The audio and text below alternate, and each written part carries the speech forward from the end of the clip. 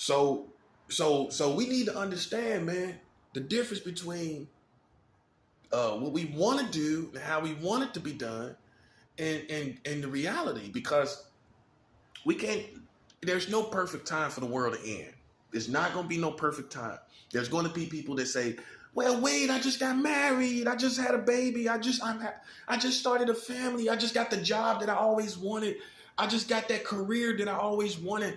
My kids just went to college. I just want to see them live wealthy. I want my kids to live wealthy. I want to see them live and grow up. I want to see my kids grow up and have children." We all have goals. We all have dreams.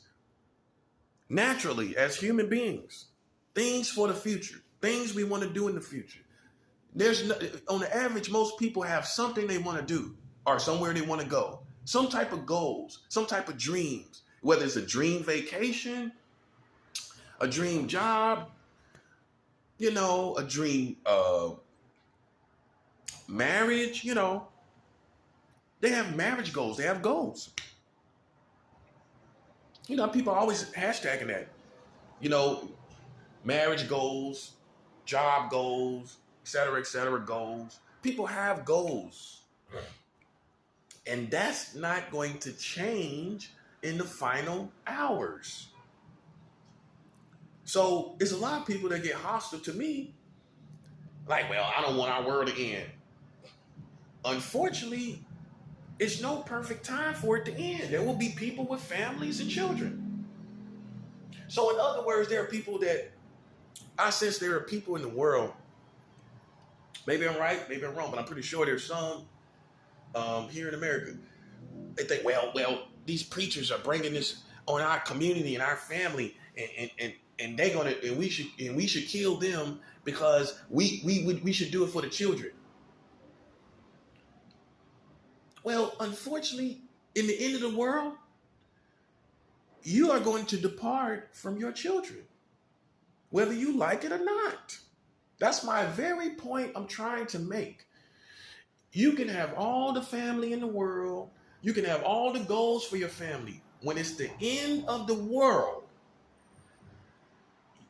it's irrelevant because it's going to happen anyway.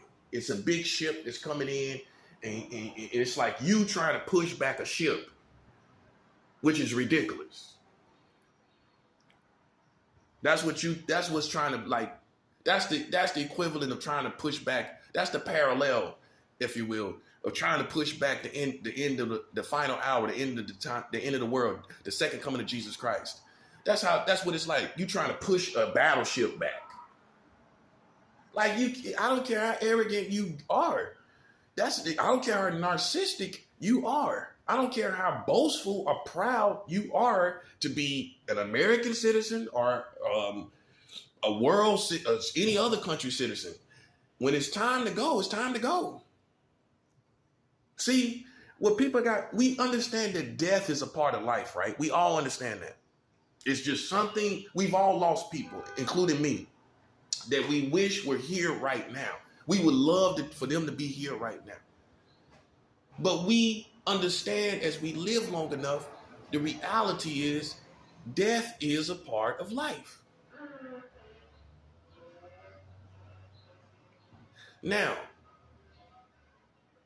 the end of the world is also part of life that we have to accept.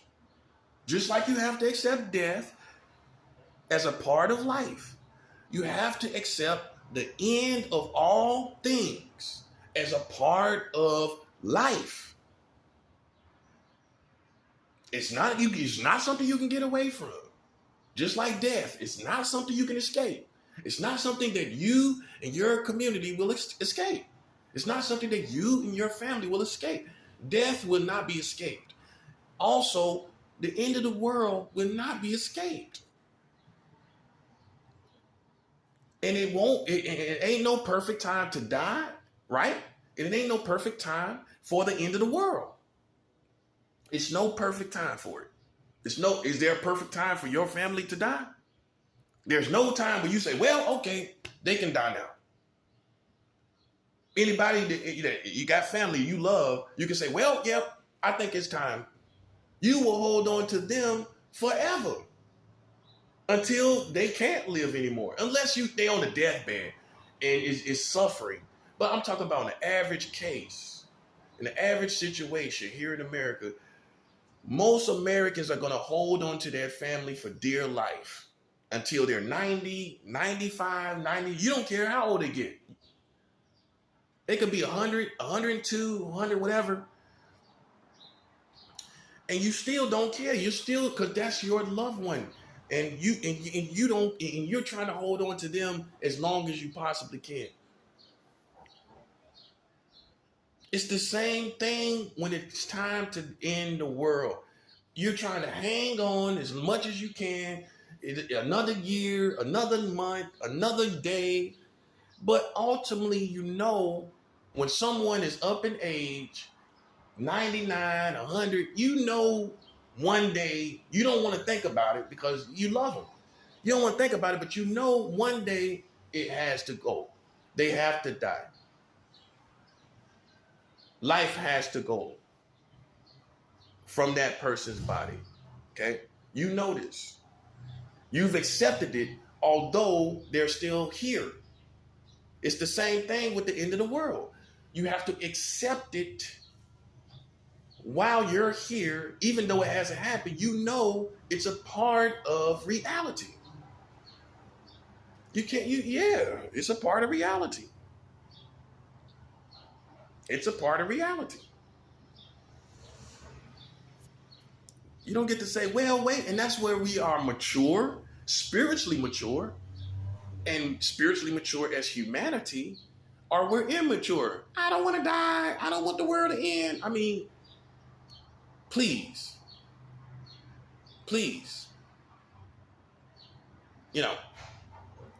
man up, woman up, because just like death is a part of life, so is the end of the world a part of life. That's how you got to look at it. But every generation you can't, how do you prepare for it? Because see, with death, the difference between preparing for the end of the world and preparing for death in your life, the difference is generation and generations have seen death. Your parents, your grandparents, they've seen people die. So by the time you are born, you are groomed to also accept that this is a part of life. But the generations of my family and your family, they have not seen the end of the world. So no one groomed you to have this perspective and belief, really. They could, as a Christians, they can. But how can they through experience? How can they prep you through experience for something that they haven't experienced? So therefore, you don't really have a grooming unless you're a Christian, a mature Christian. You don't have a grooming for the end of the world like you do with death. With death, like I said, your parents, your family tell you death is a part of life. It's something that we all have to accept. You are groomed through culture, through your family, through friends to accept this, and through, ultimately, your own experience with losing someone from death. You are groomed now. You understand this going forward, having already have lost people in your family. You're definitely groomed. But how do you groom yourself for the end of the world? You see what I'm saying? It comes a point, and some generation is going to see it. And I believe possibly we are that generation. So now you're out here on your own. No grandparents, nobody could prepare you that you're the generation to see the end of the world. You have no prepping, in other words. You have no prepping. And that's where people get doubtful and they try to stay realistic. They try to look at things logically, and it's not going to work. It's just when it's time, it's time. When it's time, it's time. Just like with death, and you have people that live their whole life in denial of death. They live their whole life like that. They don't accept that their parents died. They don't accept that everybody died, and they are unhealthy as a result. They are very unhealthy because they have not accepted death as a part of life. Although it's the total opposite, it's a part of life. Just like getting married, like Christ said, getting married and doing all these things, that's one thing. And then the flood is the opposite. He said, when he comes, my master said, when he comes, the opposite is going to be going on. People are going to be eating, getting married. And the opposite is what deceives many people. You think it's all good. And if you look around, it's really not all good. If you look around, I'm not, look, how I feel, if you have a real connection with reality, you're in touch with reality right about now, you shouldn't be suicidal, but how do you feel the world should really go on much longer? I mean, that's real. I don't care how much money you got. Too many kids have died. Too many people have died. It doesn't matter anymore. It's too many people have died, man. You see all these Americans, you see all these children, and I'm not claiming to be Barney or Elmo or some child mascot, if you will. But when you see all innocent kids dying, man, all wars aside, all wars and battles aside, just looking at that element of children dying and we living, why should we be alive? We've experienced life. I've experienced getting married myself. I've experienced being married, having a child, eating and drinking in other cities. I've experienced life. So, but children that have not experienced life, people that have not experienced life, babies that don't get to experience life are dying and they have no chance of experiencing life. You shouldn't even want this world to go on anymore. Anyway, too many kids have died. And although people can say, well, we have to accept that as part of life as well. Not to this magnitude. Kids are being killed senselessly. Senselessly, man. Senselessly. I mean, at the hands of their parents that's supposed to be their most fierce protector, their most fierce guardian. It's taking their lives, man. And when parents start killing their own kids, when they're supposed to be the most fierce protectors of their own children, then you tell me what's going on. You tell me what time it is. Because if you act like this has been going on, then you're shell shocked for whatever reason. This has not been going on. This is not at the frequency, not at the frequent rate that it's been going on. Mothers killing their own kids. That hasn't been going on in America. Frequently as now.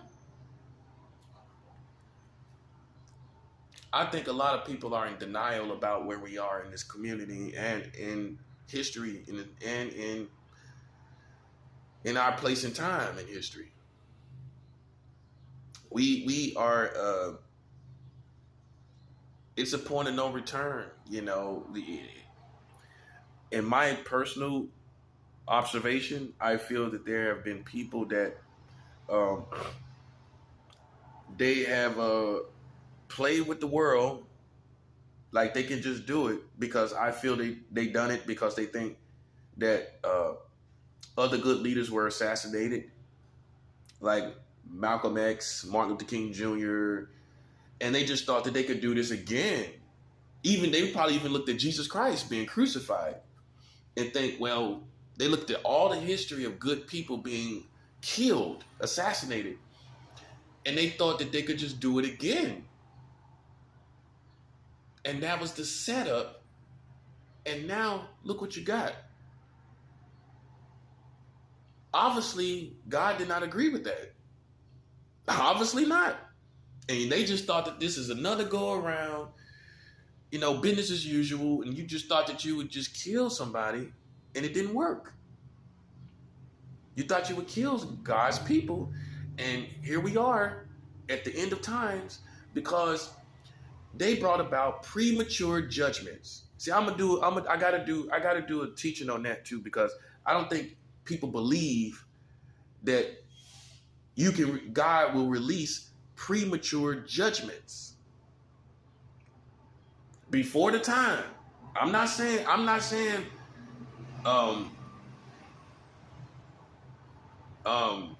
that ultimately man will be able to totally make it to where it happens based on him totally, because God is above man in every form of fashion. God can't be manipulated. However, I do believe that God will bring premature judgments before the time, based on man using his free will to play with the community. It's one thing to play with one person. It's one thing to play with the community. If you're lying to other people, you're playing with the community. You're not just playing with one Christian. You're lying and manipulating everyone. It's time to go. Yeah. So while you think it's one person, you have manipulated millions. That part, with lies. That's evil. Evil you have done to the American community. If you're going around deceiving people and lying to people and doing all these different little operations with using the community, and they're willing to be used by you, then this is what brings premature judgments, because men and a nation chose to use their free will as evil against the overall community through lies and deception and attempts of bringing death on people. They attempt to harm people. They are lying to everyone, and then it comes to a point where it's a point of no return. And premature judgments, just like a premature baby, comes on everyone. Just like you have premature babies that come, right? It's the same thing with judgments. It's like a premature baby, and it came before the time that you expected it. And in fact, Jesus Christ said himself, he would come like a thief in the night. Like a thug in the night, in common terminology. A thief is a thug. Most thieves are thugs. Coming like a thug in the night. Coming like a thief in the night. And that means unexpectedly. So a lot of people, y'all didn't expect it. And that makes me feel that we're right on time. Because everybody now you didn't expect it to happen now. It's like, oh wait, hold up. Nah, it's too late. It's too late, man. It's too late. And I'm gonna tell you something else that you may not realize. See, about your enemy, your real enemy. Your real enemy is Satan. Okay? And if you think that he has red horns, and if you don't realize the real spiritual Satan, the real one that's in the spiritual world, you don't realize that, and you make him out to be horned with red with a pointed tail, when he's actually an angel, not a devil, then you're going to be deceived. Satan is through and through to the core is an angel. Let's first understand that. Let's first understand that. I gotta say that because you made him a demon, a monster, some hideous swamp thing looking thing.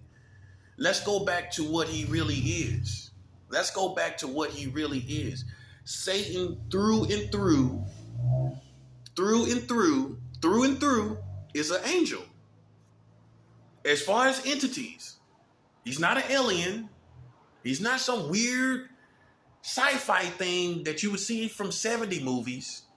No, no, no. Satan is an angel. That's what you first need to realize. You understand his movements. It gives you understanding.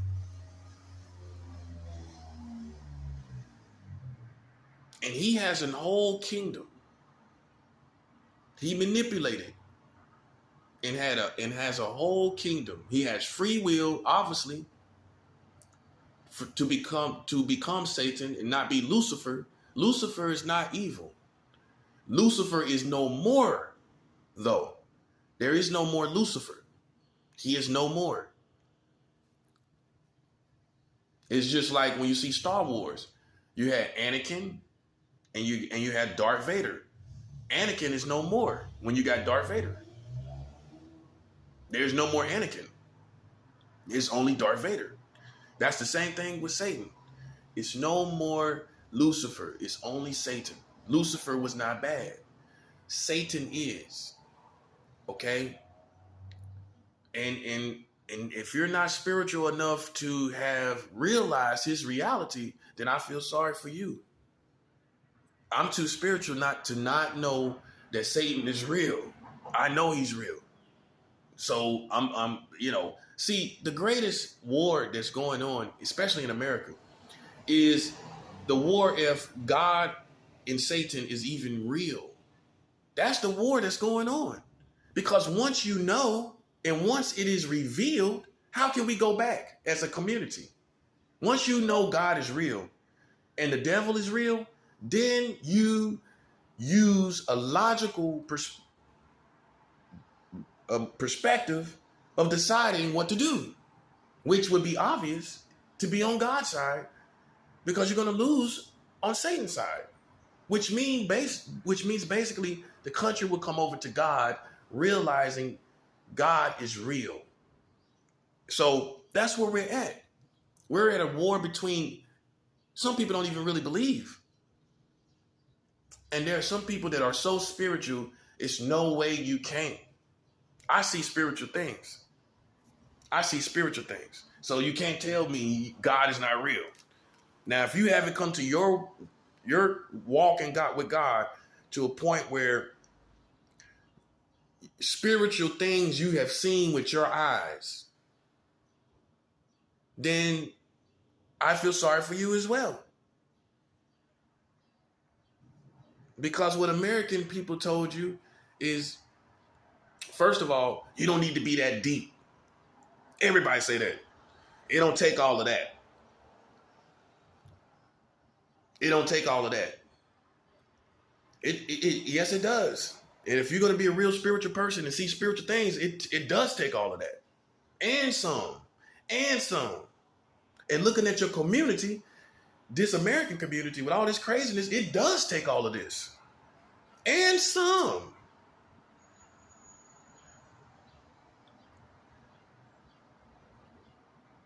It does take this.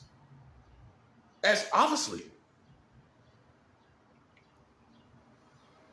Because people, the devil has come in and Christianity is not even spiritual in this country. I'm gonna say that again.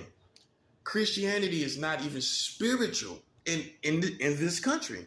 And it's supposed to be spiritual. Christianity is supposed to be just as spiritual as voodoo and hoodoo and Santeria and any other form of divination. It's supposed to be the match against those. Although we outrank them because we fight higher entities. We fight Satan and his kingdom. So we outrank anyone else, servants of Satan. We outrank them. But you know, it comes to a point where you have to accept the reality of the spiritual world. That's one on one. That's one on one to me. In spiritual warfare, in you know, in life, you have to accept with life spiritual reality, the spiritual world. You have to accept it. Now, the paranormal and all these other things, I don't believe in that. And the reason why I don't believe, I think what people call haunted houses um, are really demons that took over a specific facility for whatever reason. And the real reason I think they took over the facility is because there was demonic activity in that facility. So, in other words, if you have even a facility of crack cocaine, and demons are at work with, I'm talking about distributing real weight, big coke, pounds and pounds and pounds of cocaine and crack. If you have that going on, demons are going to connect to that facility. Whether you call yourself a Christian, you can wear crosses in the facility or not, or demons are connected to that facility. So when humans leave, the demons are still, for whatever reason, they still want to be there. Now that's just I'm not saying that's my I'm not saying that's solid, but that's my educated guess is that, and I'm not even saying that's truly what I believe when people talk about the paranormal, but ultimately it has to be an entity on the good side or the bad side. And obviously it's an entity from the bad side. So why would they be there not connecting themselves to physical human beings? Demons don't just wander. They don't wander. They attach themselves to communities, nations, leaders, humanity overall. Humanity overall. So why would demons be just in a house for no reason? Why would spirits be in a house for no reason? It doesn't make spiritual sense when there's a war going on for demons to be just wandering. It's a war going on, and they're in the war. They can't go AWOL. So if they can't go AWOL, what are they doing? I think that they're maintaining authority over a particular facility in hopes that energy or whatever is happening goes on. Because see, when people tell you it's a haunted house, in all reality, they ain't telling you the whole story. They ain't telling you who got killed in the house. They ain't telling you the evil that happened in the house. They're not telling you that. And demons we don't know if they can transform to images of people. We don't know that. You can't honestly say that. You can't say okay, you got animals in the animal, chameleons. You can't say a demon can not be a chameleon. It could be a type of chameleon or have a chameleon type of ability to appear as family and everything. But you may not know what that may be, a spirit that was connected to the person. And it's reflecting itself as that person. And it's really not that person. So, but I don't want to get too much off on stuff that we don't definitely know for definitely sure. I want to stay on what we do know. And Satan is real, and he's there. And this is my whole thing I want to say. If you think the kingdom of Satan is going to let all this death just stop and everything go back to normal, you don't know him. You don't know Satan. Through men causing premature judgments to come on the world, what has happened is now we have death every day. We have death every single day. And there are demons that are not going I'm gonna say this: Satan himself is not going to let this death stop. He's not going to let it stop. So you through these premature judgments that has come upon the country, demons in hell itself has been enlarged and has been fed a very healthy diet of souls. And they're not going to allow the satanic kingdom is not going to allow this to go back to normal after you done fed them like that. And it is humanity's fault because they did so much evil that premature judgments came on this country. Premature judgments came on specifically America because of men playing with the community. That's why. What else makes sense? Can you explain it any other way? How we come into a whole different dimension, if you will, a whole different feel to the country, all out of nowhere, not even gradually. It was because of men playing with the country. Yeah, it's cute. It's cute till you have to pay. It's cute till judgment comes. And now Satan is having a field day. He's having a field day.